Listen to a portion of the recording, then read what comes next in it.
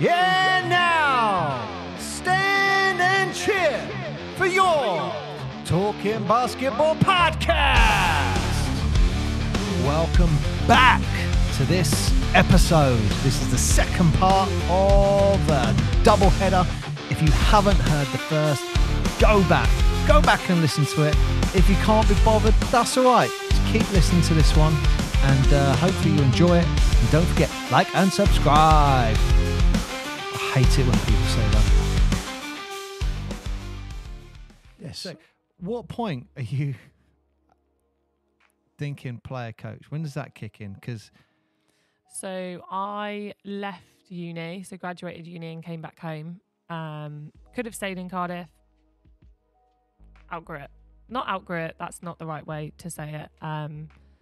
I got as far as I could get at that time in Cardiff. So wanted to come back, came back and played for the D2 team and the D1 team. So where I was still at that under 23 bracket, I could play for both.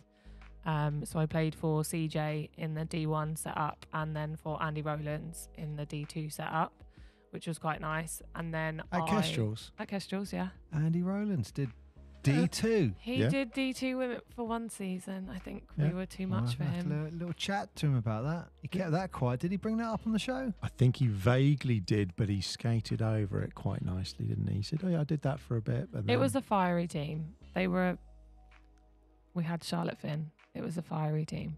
Is this the Bulldog? Bulldog Charlotte. Oh, yeah. We were a fiery team. If you're doing that, at what point do you think, not am I doing too much, but this is the right amount if you're bouncing between, when you've got that age where you go, oh, I can actually go between two. You're what, 22 now at this point? I was 22, yeah. So you can play as much basketball as you want, I guess, right? I know, but when you're going between two different bits. And for me, it was where am I going to get the most from? So we were quite fortunate in that the D2 and D1 women trained one night a week together. So it wasn't different setups for both teams. Oh, okay. It was the same setup. That's what I was thinking. Was there a step change between that? We wanted to, well, I say I wasn't coaching then. They wanted to keep it quite similar. So then for like me and my friend Bryony, we would play up. It was the same systems that we were running. So it wasn't overcomplicating us where there's two different systems for two different teams. And in my first year when I came back, I coached the under 14 girls, assisted Chloe Lamas on that. Chloe Lamas. That was the first year back. First year back, straight into coaching. She's a Portsmouth. She's a Portsmouth girl, yeah. Yeah. Wow. So I first year back, recognise the you come name. and do that, and then it's under 14 Is it girls. like mousy hair? Mousy hair, like blonde. She was on my mousy hair? team at the Summer Classic. She brought my shoes over to me at the Summer Classic. She plays American football as well. That's Danny Brain. Danny Brain. Chloe. Hang on. They're quite similar though. I'm friends with her on Facebook. I'm sure I am. Let me look it up. So if you're going between those things there, we're just thinking, obviously you have your A&E nanny, you've got occupational hazards. Yeah. Is there a point where you think, if I'm playing this much basketball, I've got a risk of an injury and Oh, Chloe, yes. Yeah. But if you have an injury, that's going to impact certain things. There's always points where you go, if I get an injury now, like any sports person, this has got an impact on X and X, for example. So I think in my first year back at Kestrels, I didn't really worry too much on that because I managed to survive my third year at uni without an injury. So I was like, maybe I'm over it. Oh, you didn't say that out loud though, did you? No.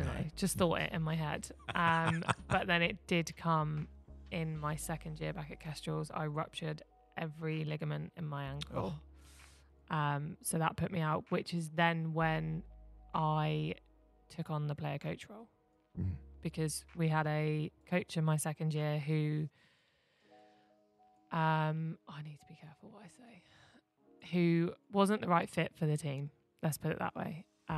He was quite inexperienced in himself and was quite young. And we were a fiery team and there was lots of strong young women in that team and it just wasn't the right fit at all. He wanted us to be playing a style of basketball that wasn't our style and would never have been our style. So he ended up actually quitting at Christmas, and then in January is when I did my ankle. So me and Chloe took over as player coaches for the remainder of the season, which was tough. What's that like? Because player to then coach, it's difficult.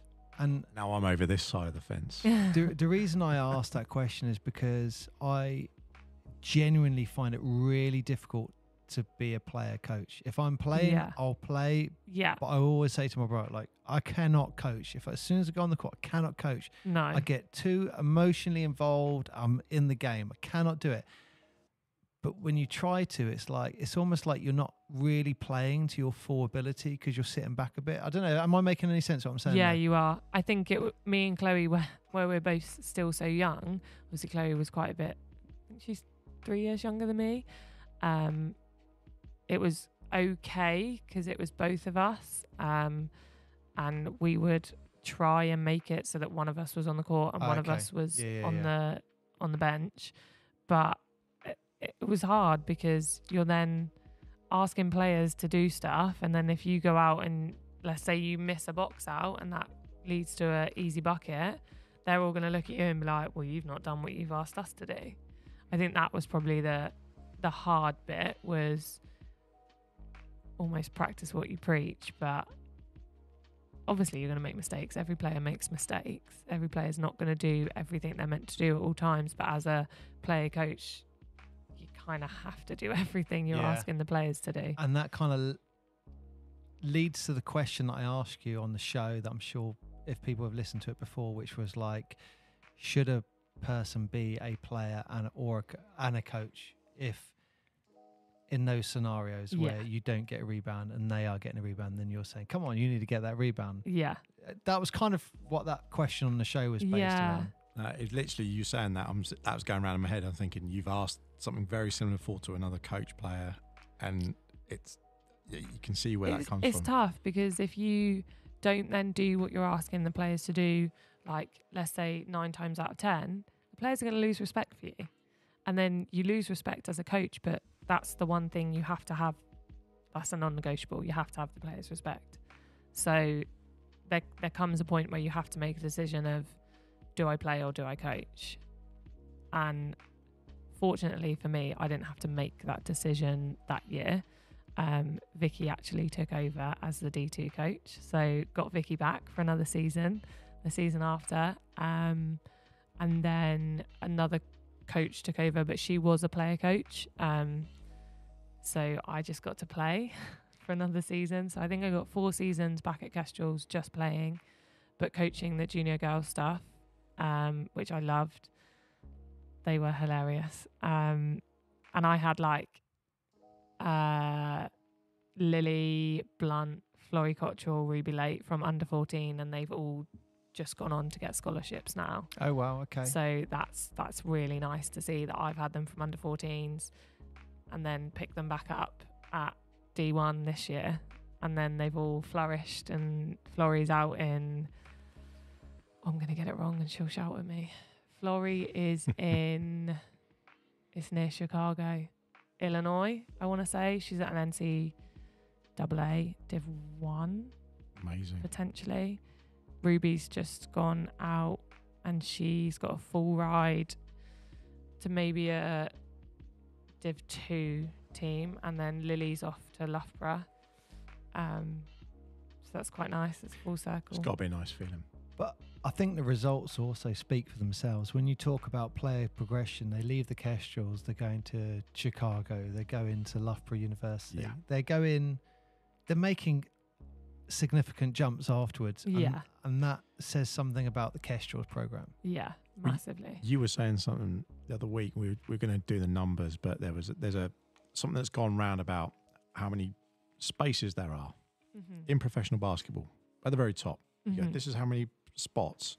This is how many spots are open every year that people are playing for to try and get into that.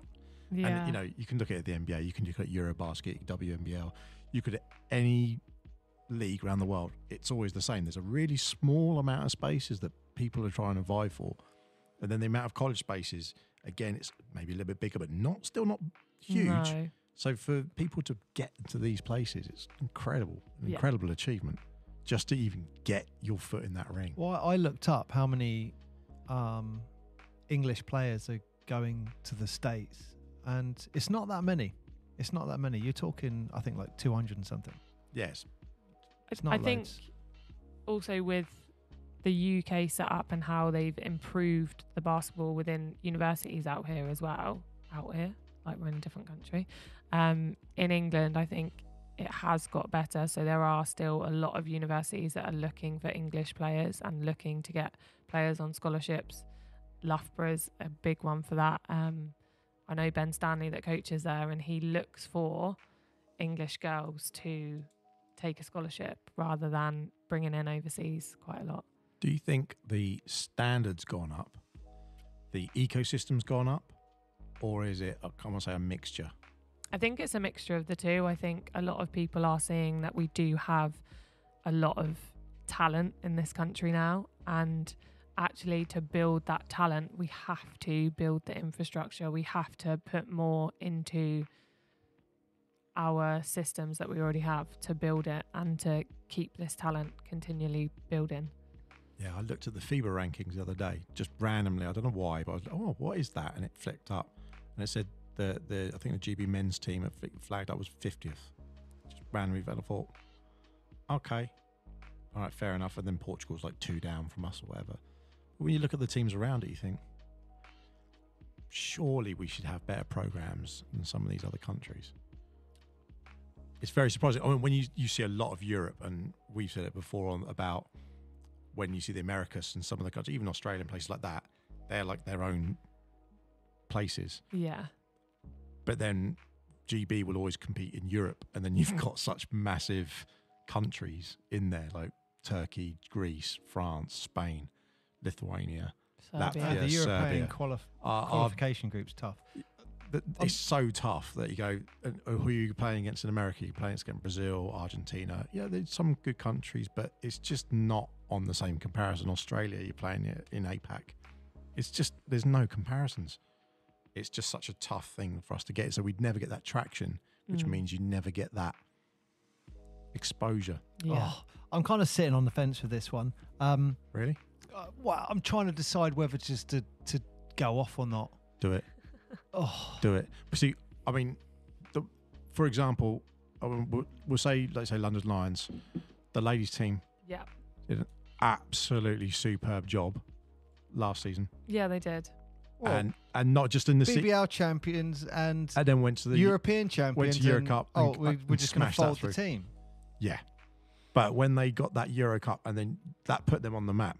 Yeah. Yes, the team folded, but what's happened? Well, a lot of those A lot players, of those like Holly players are and now that going Besiktas to and Europe, and they're out playing WNBA. Yeah. Demi's out playing WNBA. exactly. But I'm not saying not my question, but were they on that radar prior to them? People would have seen them. I think Temi was on that radar, but the For likes sure. of Holly was not on that radar. No. And now she's been exposed, and she's getting what she. And she went to Besiktas, I believe, wasn't it? Yeah, she went to the team that they beat in the final, which Yeah. I thought was hilarious. It's like, you beat us, so we're going to buy you now, and you're going to come. Way to do it. That's the way. But But you got to question where the funding goes and all that, because so much funding goes into outdoor courts, if you look at it, which is great, but how much investment goes into indoor facilities? That's the lifelong argument. Yeah, I know. It drives us nuts. That's why when we go you still got badminton courts. when we go to that's fine. Solent University, we're like, spoiled. yes, Yeah, we are spoiled. this is great. This is Not how it sure should be. how much longer we'll be spoiled for. Rumor is that you're going to get a volleyball line or There's netball netball line or courts. something like that. Yeah. So the netball court isn't as impactful if they do it with a decent colour line.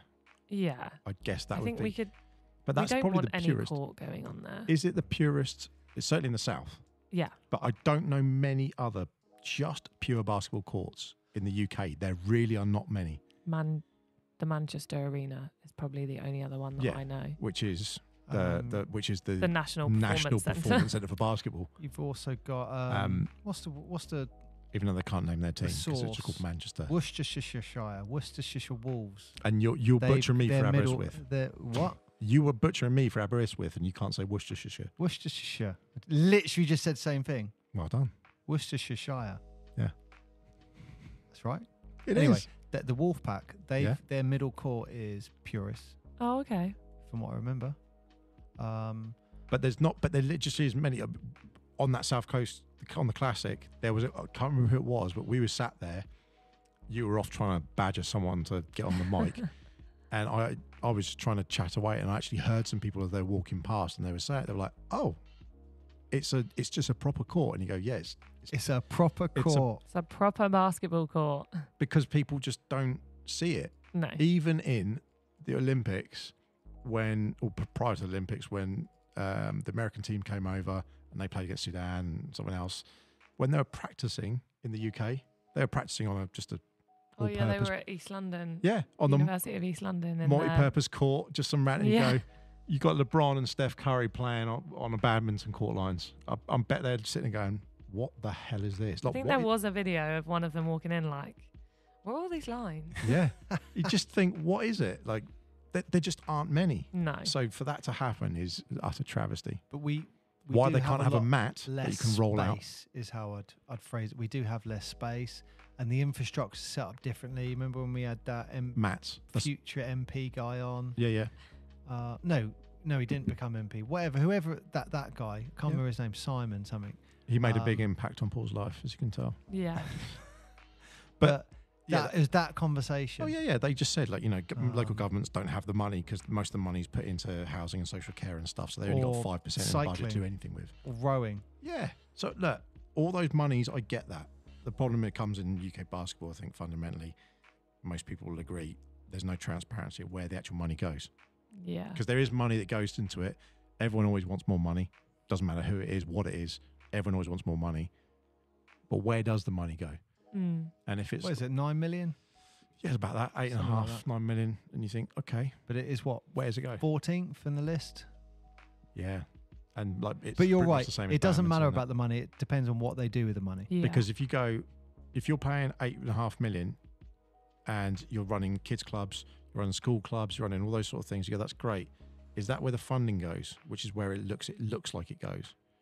Because when you look at an NBL club, you look at a WNBL club, you look at the SLB or BBL, whatever they want to call it, look at any of those, that's all private or volunteers. Yeah. So do you not getting BE putting money into that? The refs, or you still got to pay for the refs? It's like, so where does that money go? You're saying it there, and this is why we've only qualified for the Olympics when we're hosting it. Yeah. It's because there's nothing in it. And you look at little stats which don't tie up to it, is we're one of the highest watchers of the NBA. Mm-hmm. And you look at that and think, hang on, if there's that volume of people watching it, are we all just fat and eating pizza watching the NBA but can't play? Because there's got to be some guys out there who can play. You did nail it there with that. I mean, anyway, look, in fairness, we can go off the Philippines is actually one of the highest ones as well, believe it or not. That's up in the top 5, I think, for countries around the world. Or, they're obviously a group of countries, aren't they? But they're massive NBA fans. Love basketball. You don't see many NBA players coming from the Philippines. No. Couple. Well, the NBA are being extremely strict on their NBA League Pass. Oh, don't. And, we won't go into that one. No, let's not go into that one, Paul. But look, you mentioned the only reason we sort of went down there is because you said obviously people are looking to try and develop homegrown talent. Yeah. And coaches are always looking for that. Like, how do we get them in? Yeah. So what's your take on that then? How do you get some? Because you were a late starter. I was a late starter, yeah. But don't forget that setup is linked with Itchin. I know. They've got that. I'm just interested in Annie's take on how would you go about, if you could almost say on Maybe Magic 1, but if you could say, how do I get people invested or interested? How would you do it? I think this is something that I've looked at from a school point of view as well, because you always get kids that will come to basketball club and they've never played basketball before. They just want to try something new. Yep. But actually, I think our biggest issue is we have a lack of girls playing basketball. And I think that's across from under 12s to under 18s. We have a lack of numbers in players and lack of quality. So one thing that I worked with Chris Sheldrick in the Hampshire schools competition, and our big push was girls basketball. Like, how can we introduce basketball to girls? And we set up a couple of festivals, so schools could come along, the teachers could come along, because I think, especially in the south, there's not necessarily a vast amount of teachers that understand how to A, ref a basketball game, and B, how to teach them the fundamental skills. And your school's fortunate if you have at least one person that knows basketball. So I did about 2 festivals where I think 10 schools came down that were not part of the Hampshire Cup. They brought down 12 girls each. We mixed up all the girls together. So it wasn't a competition. It was just, let's mix them all up. Let's throw them all in together. Let's get them playing. And then we also use that as a CPD for the teachers, in that it was when the men were still in D1. So I think our 2 Americans came down and helped That's ref really the games. good. Yeah, because that's nice. then it showed the teachers how to ref a game as well.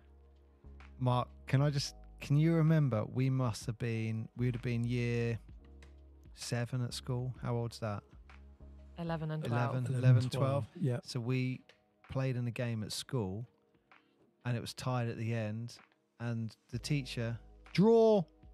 And and I remember going up to him and saying, you can't have a draw in basketball. And he was like, no, it's a draw. You laugh at that. That happened in Hampshire Cup this year. Really? I literally sent, because I was in charge of the boys competition, so I organised all the boys fixtures, and a result came in and it was a draw. And I went, you need to replay this game. We don't have draws in basketball. There's a winner or a loser. There's no draw. Did you suggest golden basket? I was going to say the same thing. Golden basket. Absolutely not. Silver basket, Mark. The silver basket. Silver basket. The Lions Cup. No, that's not right. You can't have draws, can you?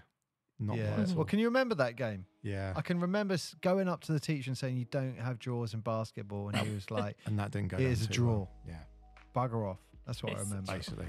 But so look, let's get to the point where, look, so you're playing for the Solent Kestrels, you're playing National League, Div 1, Div 2. At what point does the England coaching opportunity come along? So 3 years ago was when I got my first gig England coaching. But prior to that, so during COVID, England ran a female leadership program. And you had to apply for it. So Vicky sent it to me and said, I think you should apply for this. It might be just be good to get your name out there. So I did, got a phone call to say that I'd been accepted for it. But some of the names that were within that program, I was blown away with. Joe Leedham was one of them. And I was having FaceTimes with a European superstar and a GB superstar. And we would just have FaceTimes to catch up, and she'd check in. And because it was during COVID, everything was online, like via Teams and stuff. But there was 12 of us on that program. Keely Reid was one of them. So it was me, Keely, Joe Leedham, a Canadian coach, but she'd relocated to the UK. I want to say a Lithuanian coach, again, had relocated to the UK. One of my old teammates from Cardiff was on it. Laura Milligan was also on it. Hannah Shaw. And there was a couple of other coaches with it. Well, weren't coaches, but wanted to be coaches and wanted to do something for female sport. So I did that for a year, which was nice because got to hear from some top coaches as well. Alan Keane being one of them. He was actually my mentor. Oh, wow. So I was quite fortunate to have him as a mentor, and where he was only in Reading, it was quite nice because he was still in Reading at the time. When the rules were a bit more relaxed, he was like, just come watch some of my sessions at Reading Rockets, and I could see how he coached, which was pretty cool.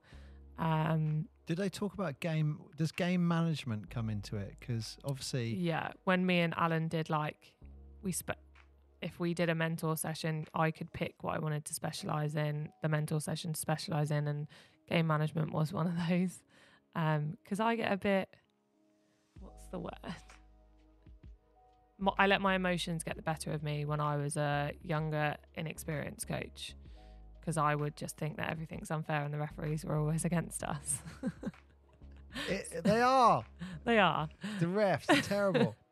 So yeah, from that leadership program, I got offered under 16 England assistant.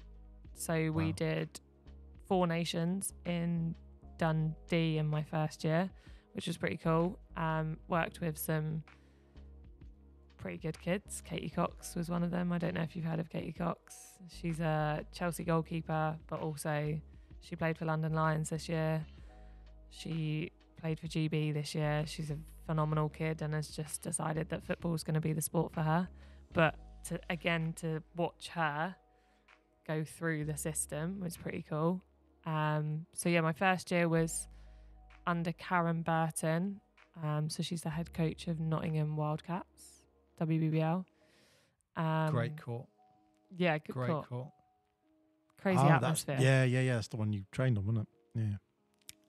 And then in my second year, they kept me on as under 16 assistant coach, and we went to Ireland, and that was with Christina, who is from Romania, and learning from her and her way of doing things. Like, she had set things, and if the players didn't meet those expectations, but those expectations were lined out to the players, and we had like almost non-negotiables, and that's where that non-negotiable aspect of coaching came in for me. And her big non-negotiable was effort. If you're at a national team standard, I shouldn't have to coach you effort. Like, I shouldn't have to try and get more effort out of you on the court. You should want to do that yourself because you've been selected to be here. I love the way you phrased that as well. That's 100%. National League, look, turn up ready to play and you're giving 100%. If not, why are you there? Yeah. And that instilled in me this year. So I kept on with the under 16s this year, and we went to Dublin again at 4 Nations, and then got offered under 14s originally as the assistant coach. And then I want to say it was a week or 2 before the selection camp, got a phone call to say, you're not the assistant, you're the head coach. So I was in shock on that one. So then did you pick your assistant, or did they say, oh, you're going to be the head and this is the assistant? We had 2 assistants. So to start off with, it was me and a girl from Leeds that were the assistants. So Katie stayed on as the assistant, and then Brian, who is in charge of all the coaching at Basketball England and the national stuff, went, we put Keely as your assistant coach. Oh, great. So it was nice for me because I know Keely, I know how she works, she knows how I work, she knows my expectations as a coach. So I wasn't as rabbit in headlights, I'm taking on a head coach role. I think after that phone call, I literally rang Vicky straight away and went, they've just told me I'm the head coach, I don't think I can do this. And she pretty much told me I was stupid on the phone and was like, you're ready for it. And in that season, I'd actually taken over as the head coach for the D1 women. So I'd already been thrown into a head coach role this season, and then got thrown into a second one, but at a higher level because it was national. And that in itself came with its own challenges and me second guessing myself, but also made me grow massively because I built those players how I wanted them, and I built that culture how I wanted it. And using Christina's non-negotiables, not all of hers, embedded some of my own in that, but some of the parents literally said to me at the end of, we had a month with them basically in different tournaments or training settings, and we went to Copenhagen, and one of the parents' comments that will sit with me was literally like, those girls would run through fire for you, so whatever you've done with them, you've done phenomenal. Blimey. What's one thing that players can expect from you as a coach? Commitment.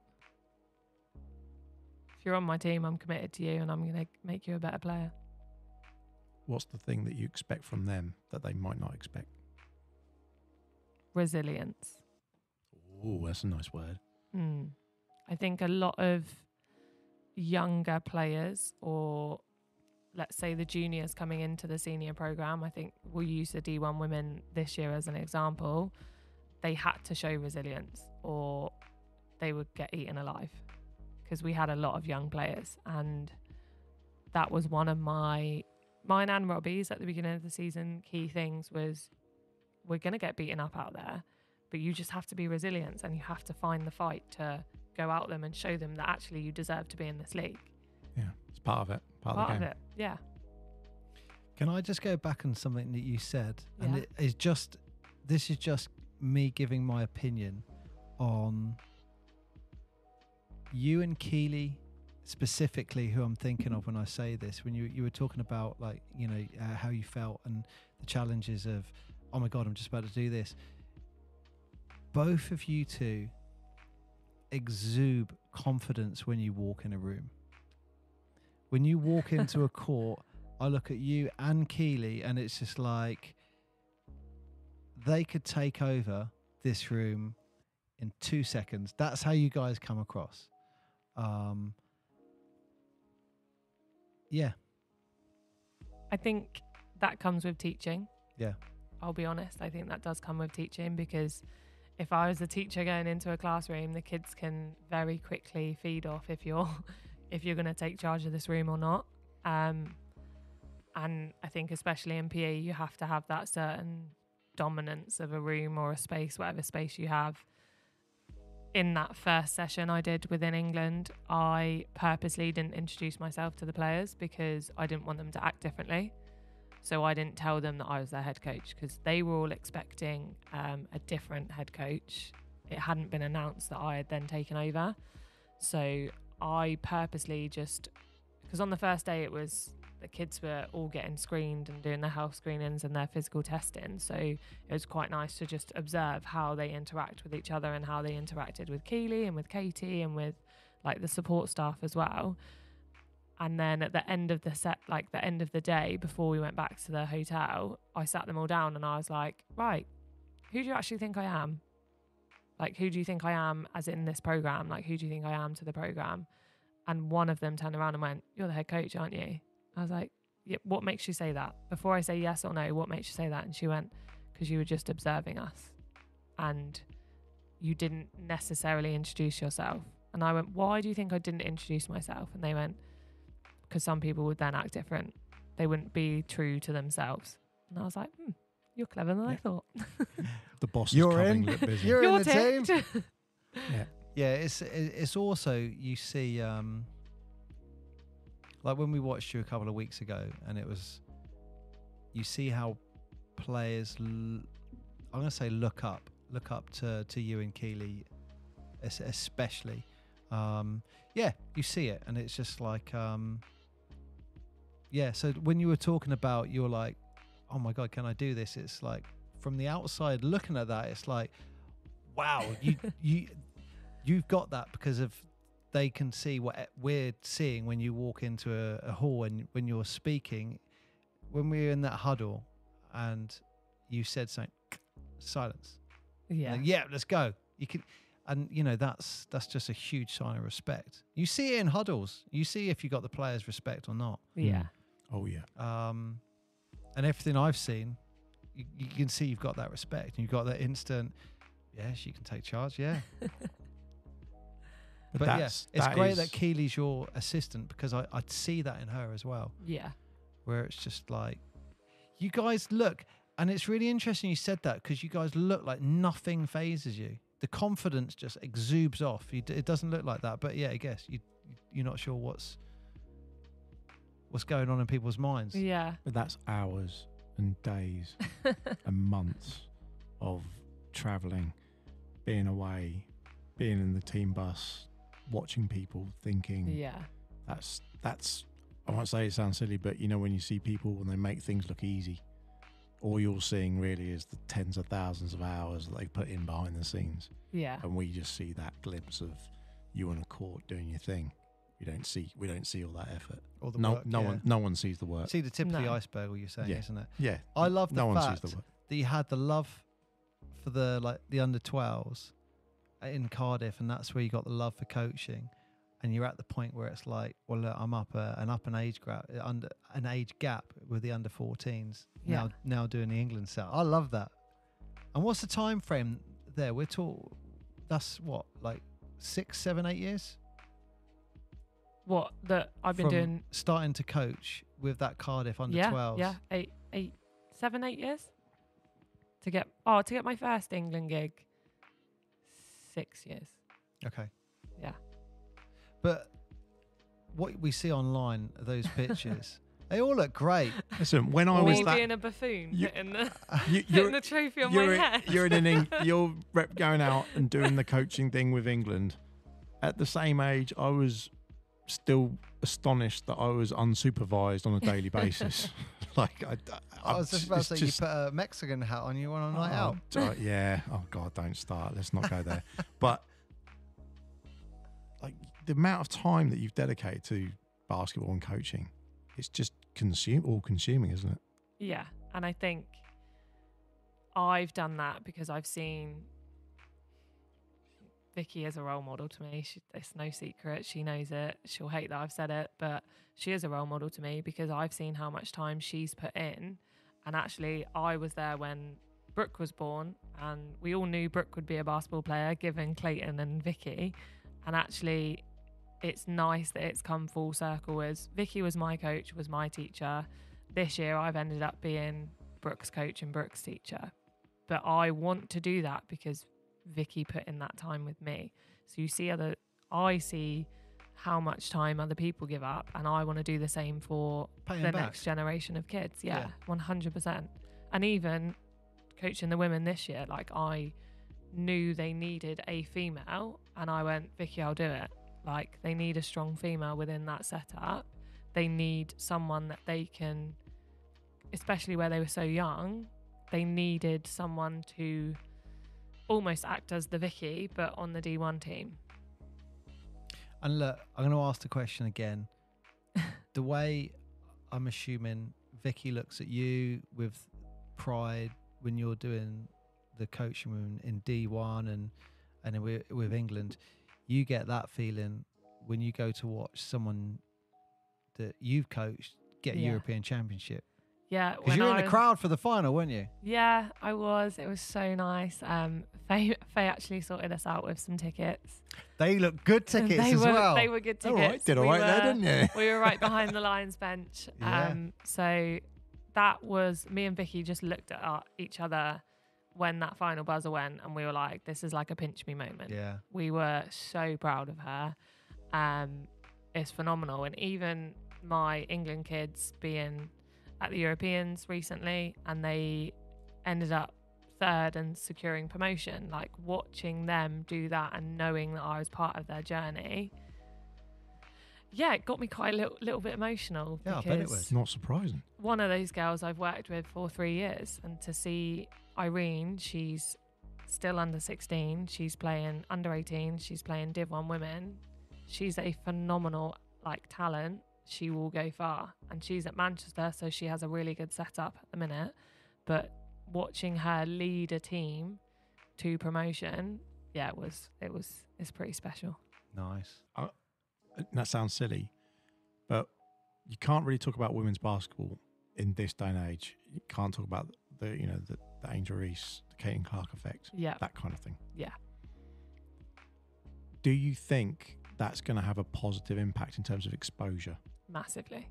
Because when we were just talking about the Lions, and those finals, coming down to those final shots and the way that they won more than anything else, you just think, go watch a game. If you want to, what's women's basketball about? Just go watch one of those games. That's what it's all about right there. And that's... If it either makes you a fan or it doesn't. Yeah. And it's very, I want to say, pretty cut and dried. It's like, look how exciting this is.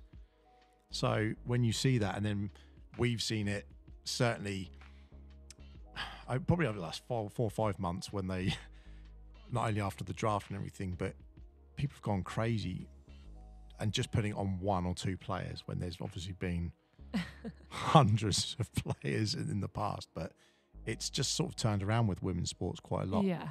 The women's football team. What did they secure? What was it again that they secured? England Lionesses. Yes. They won the European Cup, and then they got to the They got to the final of the World Cup. I was in Bali watching that. Okay. But you know what? Look, I watched it. I wasn't in Bali, but I just dropped I was that shouting out. at a Spanish person because we were playing Spain. So it was just me and a Spanish person having an argument across the bar. Amazing. Over who was going to win. But those... I especially like the French Australian semi-final. They went to a penalty shootout and it was like, oh God, I think the whole team had a penalty. It got to like 15 penalties in or something like that. Blimey.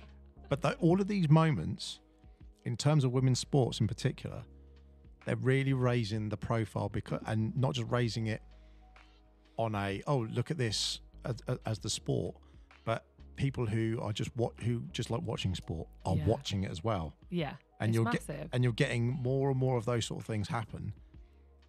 Do you see that feeding in at the other end where you're going, I'd like to get my kids involved? Because that's where you need the feeding, don't you? You want to see the top flight, and that's going to put the feeding in. Yeah, for these under-12s, under-14s, that's where you want to see it. I think as one thing I set as like a task with my under-14 England team was, whilst we're away, go watch a WNBA game, get a WNBA game up on YouTube and sit there and watch it. And then you watch that, and then you tell me where your game is and where their game is. I think the more and more we can get young players watching basketball is where we're gonna make the difference. And I think it is getting better. It is getting better. Women's sport is pushed more. And is the WNBA, the standard? Because obviously I don't know enough about the ladies' game. I'm quite happy to say that. I just don't know enough about it. But within, say, like the NBA and lots of the Euroleagues in the men's game, for example, you can't just say all the best players are in the NBA. It just doesn't work that way anymore. And a lot of the players who are in the NBA are from Europe, who are the best players.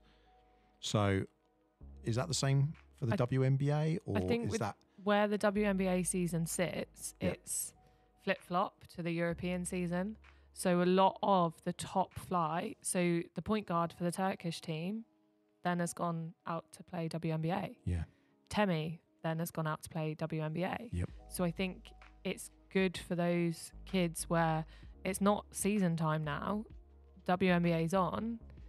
There's top players from Europe that are playing in the WNBA.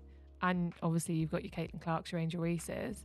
But it's also still very traditional basketball in the WNBA. It's sets, it's can we get the ball moving, can we find the open pass rather than just the 1v1.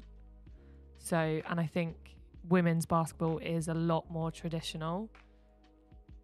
Carmelo Anthony actually came out and said he thought it was the purest form of basketball. I think that's what he said. Oh, really?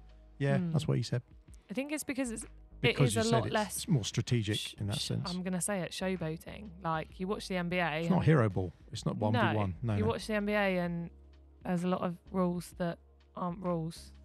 Like taking 20 steps and not getting called to travel. LeBron.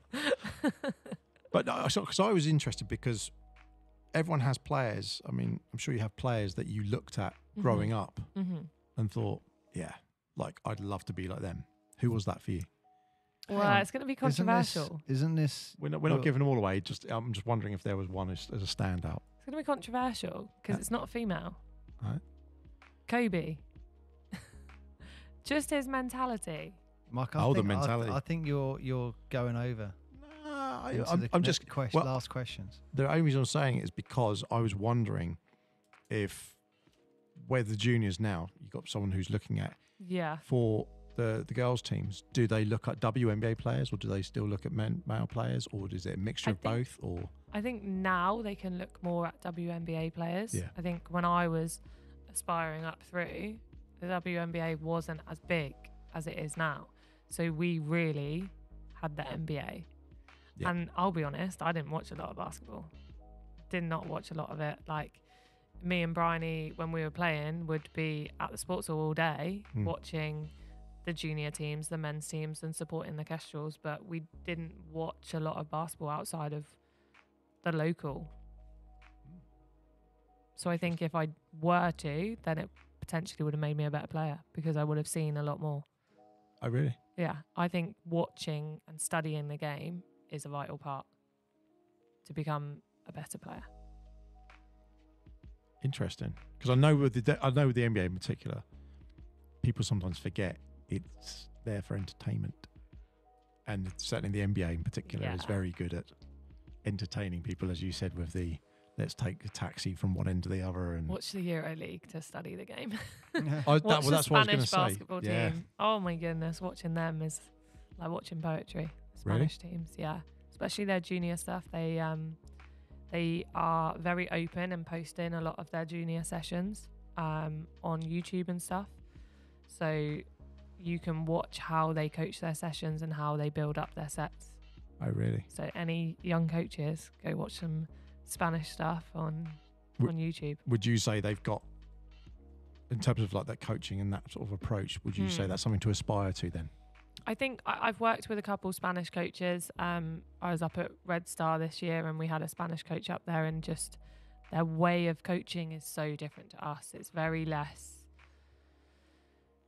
they tell you what to do, they don't show you it. So then they want to see if your IQ is there, if you can just go off verbal instructions. Yep. And it was so difficult for me to not go, no, you need to do this.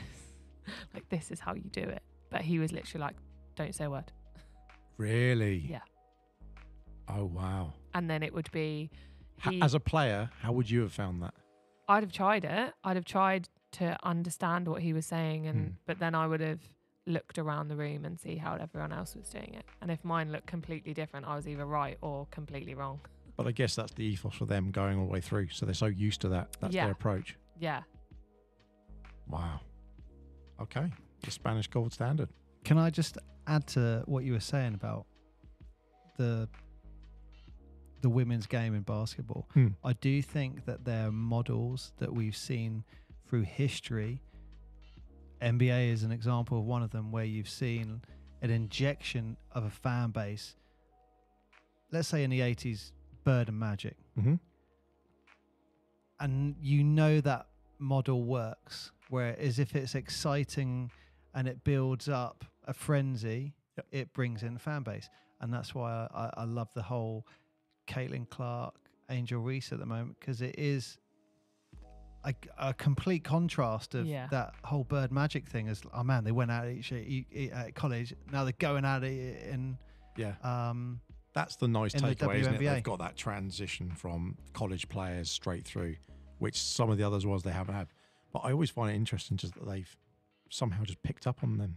Yeah, it's just all of a sudden. The reason they picked up on them is because we didn't know Caitlin Clark's name till she started breaking records. That's how you knew her from college. She started breaking these records, and it was like, I said to you, "What are you doing?" I'm going to watch this college game because there's some girl who apparently can really shoot. Yeah. And then I was like, Mark, she can shoot. Oh my God, she's shooting from the halfway line. Yeah. And then that's just so when I get really irritated when people talk about the. Especially Caitlin Clark and the WNBA, they were like, oh, you know, people just watching it for whatever. It's like, no, she's breaking records. Yeah. Look at, she's broken a lot of records in the WNBA at the moment. She had more assists so far, I think it was, than the rest of the team to the date or something stupid. Like, it was something ridiculous. Like, you look at it and go, but that's quite embarrassing. When they're just saying, oh, it's about points, you go, look at the other stats. It's like, she's actually, some of them you go, I'm not saying is it a Jordan rule, but it's like, is that an assist or is that as a pass? And then they've scored off it, but we're a bit loose on this. That's really an assist. Hey, if you're the last one to touch the ball, it's an assist. I know, but some of them, but still, you go, look, there's a team player and stuff like that. And in the same way, people are getting upset. The new people who are following the sports are then saying, well, why are they getting picked on? It's like, they're the rookies. Yeah, literally. They're going to get beaten up. Why would they not? It's like the people don't like Angel Reese. It's like, she's a tall lady. She's a big unit in there, but you know what? They're going to push her around because they don't like her either. Because she's brand new. She's getting lots of boards at the moment. Exactly. Loads of boards. Exactly. But the thing is, it's like missing layups, but getting lots of boards. Everyone's saying, "Oh, look how great they are for shooting." Yeah, well, hang on a minute. Sabrina was the one who was shooting against Steph at the All-Star game. It's like, has everyone like Sabrina's still on the court? Has everyone like forgotten she's? Sabrina just won a gold medal. Yeah, it's like everyone forgot she's still there. Like everyone forgot the names. Like all of a sudden, everyone's just gone. But just to conclude my point, what I do think is that model works. Yeah. Jump on the bandwagon. Oh, Jump on the got bandwagon. to have it in positivity. And you Everyone's got to can't be like, because at the moment there is a little bit of like, a lot of people are gunning for certain players, and you think, hang on, just because they're now having flights and all this, you can't raise their money up. The league's being subsidised by the NBA already. Yep. However, you're now starting to sell out arenas. You got a payday coming. Jump on the bandwagon because you're going to get that payday too. And I get it. Some of the players who are towards the latter of their career aren't going to get that. But hey, They're the you're ones a who rookie. paved the way. You're going to be around it. Look, you can say all those things, and you go. People could argue Michael Jordan earned 100 and something million in his career. LeBron earned that in the last 2 years in the Lakers. Yeah. Like, who's going to give impact? I mean, it's all relative, isn't it? And some of those things. But I agree. It's just, I'd love it. You know, my daughter's 8. I'd love it if you can look at it and go, oh, look at the basketball players. And she doesn't think it's men. Yeah. That would be ideal.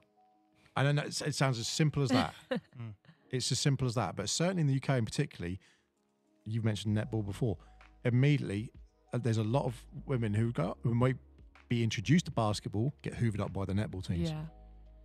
It's a real thing, isn't it? Because it's just, even though there's not lots of places around the world who actually play netball. No, and the Netball Super League has changed massively this year, so it looks completely different. So I think we might find a few netballers converting back to basketball. Yeah. Why is that? They've taken away quite a few of the top flight teams. Huh? So Surrey's gone. Obviously, it's gone in basketball as well, but it went in netball first. Oh, okay. So, I mean, that's great. Well, not great for them, but great in the respect of, because you do have that. It was always the men play basketball, the women play netball. Yeah. I tried playing netball once. That did not go down too well. I didn't like it. Too restricted. Can't move your feet. I did it. Have to be far away. Footwork. I'm like, what? Yeah. I was not like, what? You can't pass from here to. Someone had the ball and I went, bam, really hit it. Not allowed to do that. I'm like, what? Contact. Yeah, contact, footwork. So I was getting like, am I Did allowed you like to the play? meter rule? Did you like the have to be a meter away rule? Yeah, it's all weird. In the end, I thought, right, I'm just going to jump and catch it in the air and throw it in the air. So I was kind of running. I got done for goaltending. So Goaltending? yeah. In netball? I just jumped up and swatted it. Oh. Yeah. Right. My last question for Annie before Mark's got is always his 2 questions. My last question for Annie, and that we talked about Australia before, but what's next for Annie Scanlon? So moving to Australia, which is quite daunting. I want to try Hungry Jacks. Great milkshakes. Definitely Great try Hungry milkshakes. Jacks, but just try somewhere new. I've used to this country, this setup, this way of basketball. I want to try a different way of basketball, and see how far I can get out there. That does not mean that I want to give up anything back here, because Kestrels is probably the hardest thing for me to leave. Oh wow. Yeah, I'll get emotional talking about that, so we won't do it. So do you know what? It sounds silly, but that's a nice thing hearing. Yeah. Like someone say that. Yeah, well, it says something about the club. It says something about the people About around you, how around you the club. in the Says club, something about what the it means players. to you. Yeah. I think what's interesting is that you had that moment where you went from Itchen into Kestrel, and then you were pushed up into Cardiff, or directed towards Cardiff. Yeah. You're doing the same thing again. Yeah. Doesn't mean you won't come back. No. It just means you go, you know what, I need to just Try something different. see it from a different perspective. Yeah. And then your perception of what the game's Western like. Australia is nice. It's beautiful. And they have a basketball court on literally like every block. Yeah, they got enough space for it, haven't they? So you Got to watch out for you have to- snakes, crocodiles, wallabies. No, you have They're to go not in looking the for them. cities. They're not in the cities. Listen, when I'm we glad you say that we- because no one believes me. We did a whole episode. Dale told me he rode a kangaroo. Dale is Two- GM of media for the Adelaide 36. He Got rode a you. kangaroo in there. They got kangaroo parking spaces. Got out, punched a koala. Yeah, I think he's winding you up. I think I he don't is know. winding you up. and they sounded They pretty. do. Kangaroos do punch, but They are No, he like punched the kangaroo if he goes out of line. they are like proper cities, Mark. You know that. No. So is it Perth you're off to? yeah, Perth. So I'll be living in Scarborough, which is the most beautiful beach I've Oh, ever nice. seen. Yeah. Is Perth the one that's closer to another country's capital city than its own? Yeah. Yeah, Bali's a 3-hour flight. Yeah. So Perth is the closest one. Yep. It's on the west coast. Yeah, but you go up to Indonesia, don't you? So Yeah. Indonesia's capital, Jakarta or wherever it is, that's closer than actually Then- Canberra. Yeah. Yeah. 6-hour flight from one side to the other. Oh, I wonder how far you're away from Fiji. That's beautiful. Quite far. You have Is to that fly. 8 hours? You have to fly to Sydney first, Oh. and then fly on to Fiji. Oh, It's like West Samoa, isn't it? That's Mm. like that sort of It's direction. Pacific way. French Polynesia. Pacific. So yeah, have you got a club lined up out there? So, Anna Neverson's mum knew someone that moved out there, and he runs his own basketball company called Pure Shot Basketball. So, have been in contact with him, and we'll do some coaching with him. Pure Shot Basketball. Shout Yeah. out to them. Yeah, Well, that's cool. So you're going to do coaching with them. yeah, do some coaching with them. Gonna meet Jack when I get out there, figure it out, and then hopefully he will also help me because he does a lot of like clinics and stuff and Okay. camps. So then hopefully I'll use him I as a wonder tool. if that's where we see it. Where have I seen that? I've seen it somewhere. Pure Shot Basketball. Seen Yeah. that somewhere before. Maybe it's the clinics then. Oh, is that the big clinics in Australia? Yeah. We were talking about that on the show, Mark. The Adelaide episode. Mm-hmm. There is a thing. I'm The sure it youth was- clinics. Yes. Yeah, and there's a thing that is what happening that's in from. Australia. I can't remember what it is about basketball.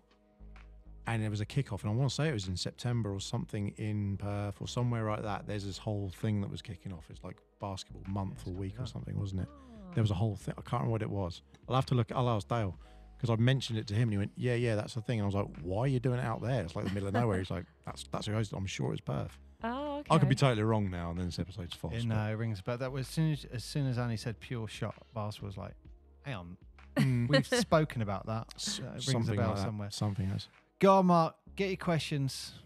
Come Oh, on, it's gonna let's be do so it. exciting. Let's do it.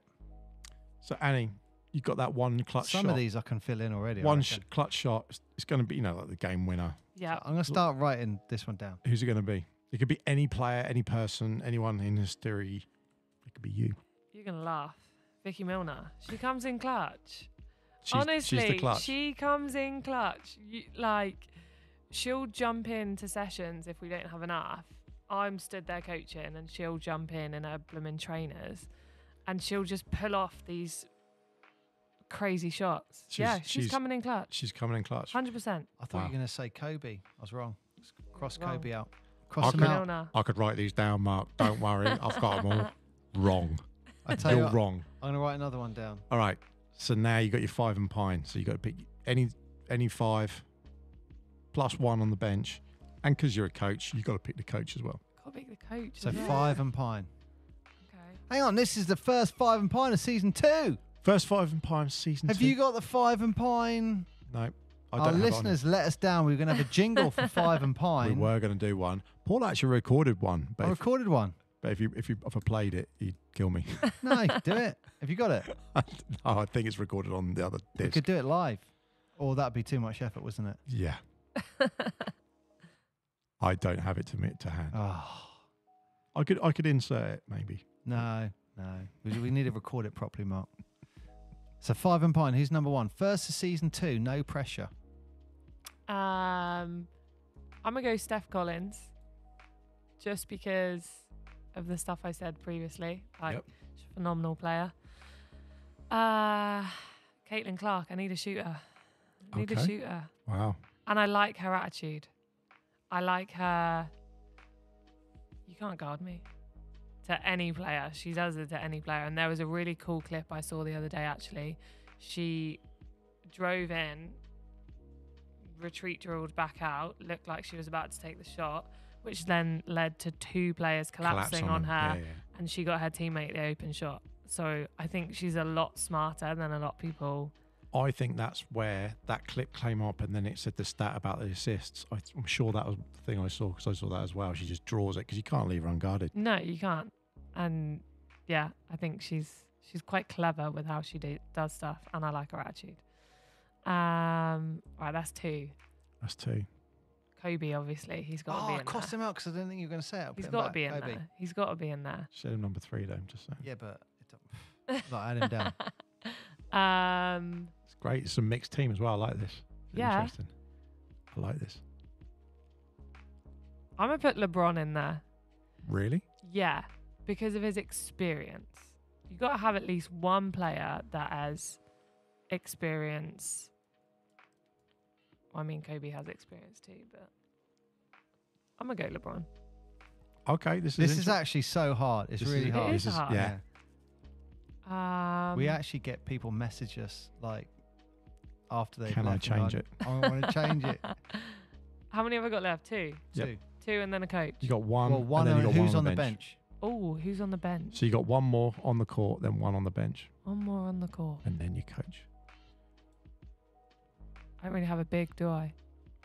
LeBron doesn't really count as a big. Oh no, he's only 6'9" and built like a Nah, he house, don't but count as a big. he's not big, is he? I'm going to put Temi in there. Awesome. Okay. I like her attitude too. She's She's in. in the women's All-Star game that they played. She was just dominant.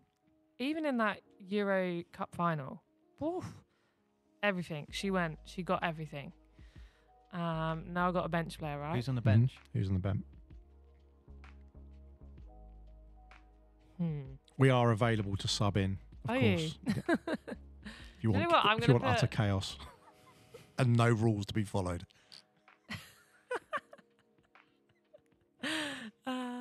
I like the fact that you said no rules to be followed. No. You're just going to go and clothesline people. Just wow, I'm just saying, like, it'd be like, go switch down there, but like, not listening. Don't worry about it. Just I'll do my own thing. I'm over it. I'm fine. You're like Jackie Moon in semi-pro when the coach is telling him to do something. He goes, "I'm just going to run in circles. Just going to run in big circles, coach." It's right, like I'm on the court. That's my highlight done. Jackie Moon. I'm going to put Joey Leadon on the bench Okay. because the way she commands the team is very similar to Steph Collins, and they obviously played together. Okay. And I respect Joey massively. So who's coaching? Who's coaching these guys? Vicky Milner, duh. There you go. I already had that down, Mark. That was the first name I put down. So that team, how do you think they'll play together? How do you think they get on? Under Vicky, Yeah. they wouldn't have a choice. They have to get on. Oh, are we doing our shot? First shot of 2000. First shot of season 2. We can do. We haven't. Have we got a designated line? Uh, Because we've moved the ring. we have moved the ring to make it easier. Some Only would say. 3 people scored Oh, no. out of all our listeners. Oh, no. Only Three. 3 people scored. I'm not backing myself that I'm going to score. So no pressure. Let me get some. Mark, you need to get that ring sorted. Right, I'll do some commentary. Little balls, Mark. So can you take? You can get 3 shots. 3 shots. 3 shots. I just have to score 1. Yeah. Well, yeah. You can score 3 if you want. Yeah, but It's if I hard. just get 1, then that's It's okay, hard. right? It is difficult. But Mark, you've repositioned this ring now, so it's a straight on shot. Hmm. What Is are you it? doing? Oh, you're putting tape down. Oh.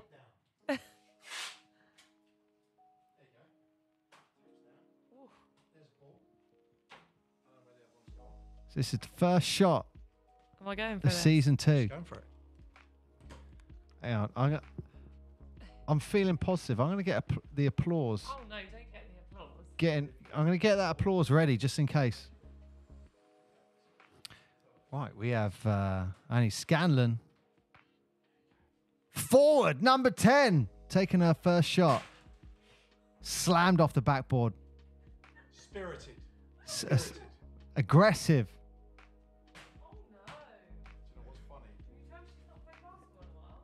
This is the third shot. She's looking at that like she wants this now. Third shot. Barely wide. No, God! No! With a dunk. No!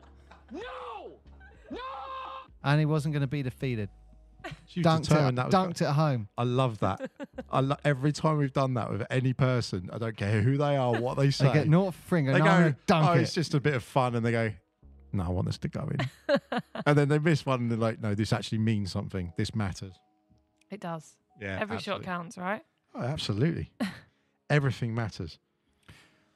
Well, look, Annie, thanks for coming on the show. Thank you for having me. And yeah, when this comes out, you'll be in Australia. Australia, mate. Australia. Don't forget Throw to another have a shrimp Hungry on the Jack's chocolate barbie. milkshake. It's lovely. Hungry Jack's chocolate milkshake. I'm assuming they are Hungry Jack's. It's basically the equivalent of Burger King. I think, Oh, over I've there. seen a Hungry Jack's Hungry out there, Jack's. yeah. But that was the name that they had, wasn't they? They had to call it Hungry Jack's rather than Burger King. But Yeah. For whatever reason. But Got you. But in the, I don't know about Perth, but definitely in the games I saw, if the opposing player misses 2 free throws, everyone gets 3 Hungry Jacks. So you have the entire arena, Hungry Jacks, when the guy's standing there shooting his free throw. That's so funny. well, you're going to have to stay in contact with the show. And if you do some stuff out there, you'll have to do it because he did a show when you were in Australia, didn't you? Yeah. Yeah, definitely. Yeah, cool. But Right. yeah, that's going to be interesting. Australia's got a lot of good basketball Yeah. skill out there, and a lot of the spotlights are looking at it at the moment. There's a good feeder to the NBA, aren't they? So Yeah. I'm excited. Well, Annie, thank you so much for coming on the show once again. And look, we all look forward to seeing like what happens with your next chapter in your basketball career. Thank you. Thank you for having me. no, it's been an absolute pleasure. So if you want to listen to more episodes, more interviews like Annie, go back and listen to season 1. This is now season 2. We've got plenty more people lined up, so keep tuning in. I've been Mark. I have been Paul, and we've had Annie Scanlon on the show, absolute South Coast legend and basketball England coach on her way to Australia. And all we can say is, Annie, do you like badminton? No. Right answer.